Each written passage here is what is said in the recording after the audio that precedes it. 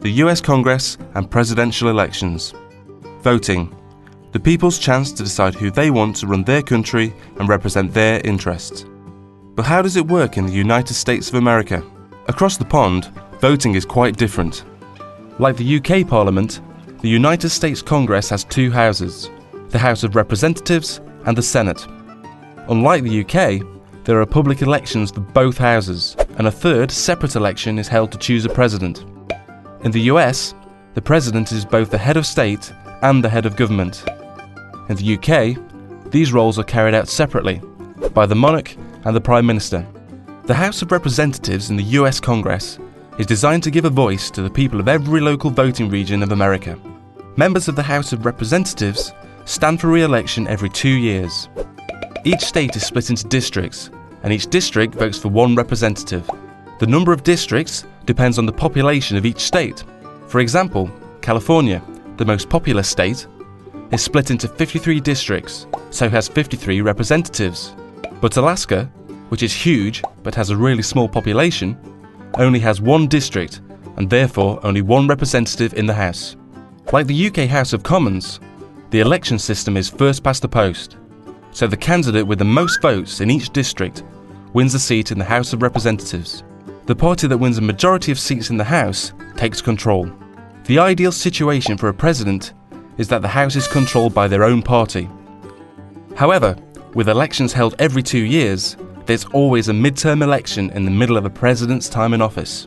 If the public thinks that the president's not doing a great job, they can vote in more members of the opposition party, making it more difficult for the president to pass laws.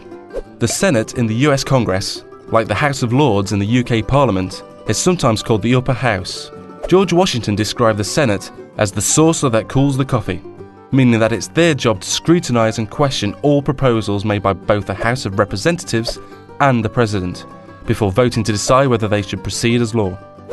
Senators, like members of the House of Representatives, are also elected to their seats by the public. Senators serve 6-year terms, and elections are staggered, so every 2 years, a third of the senators run for re-election. Each state is represented by 2 senators, regardless of its population. And again, the first past the post voting system is used, so the candidate with the most votes wins. So how do Americans choose their leader? Well, presidential elections take place every 4 years. The 2 main parties, the Democrats and the Republicans, host big get-togethers where they choose their presidential candidate, the person they think will be the best leader for the nation. The winning candidate then chooses their vice presidential candidate, also known as their running mate, to help support the campaign. Presidential candidates usually choose someone with different areas of skill or knowledge, so they present voters with the best package.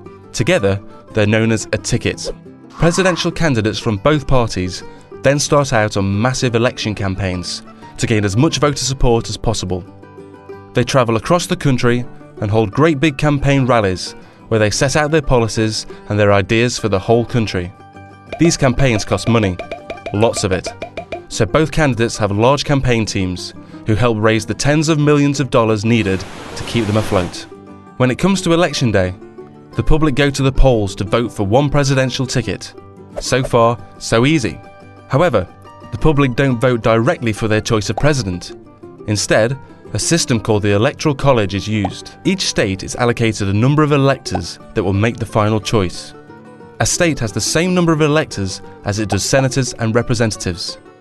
In most states, all the electors will vote for the presidential ticket which received the most support in the public vote. Finally, the presidential ticket with the most Electoral College votes becomes President and Vice President of the United States of America. So that's how things work in the US. A democracy like the UK, but on a much larger scale.